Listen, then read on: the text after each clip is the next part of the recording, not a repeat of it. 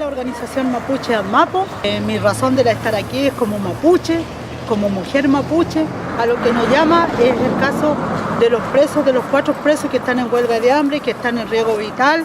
Uno más, pero estamos preocupados por esa situación y por supuesto que también en ese mismo contexto también estar viendo hoy día el caso de los lamienes que han caído detenidos en el día de ayer, en el día de hoy ya pasaron como imputados, dentro de eso le dan 4 meses de investigación.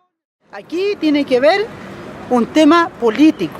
Este es un problema político que el Estado de Chile ha creado contra nuestro pueblo en la situación de la cual hoy día nos está criminalizando.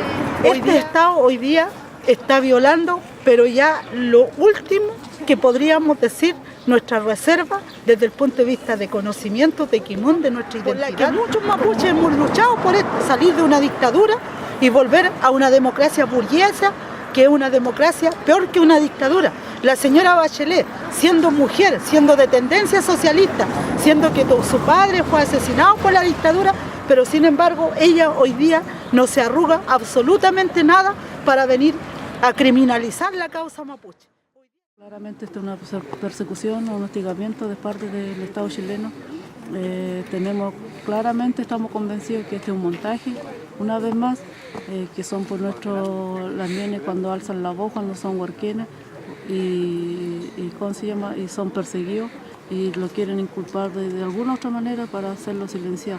Nosotros tenemos bien claro que la inocencia de nuestros lamienes y no es primera vez que pasamos por estos procesos, llevamos años de lucha, de resistencia y estamos preparados también para demostrarle al Estado chileno que nosotros vamos a seguir luchando y no por esto nosotros lo vamos a agachar, no vamos a seguir luchando, todo lo contrario, esto le da más fuerza para seguir luchando.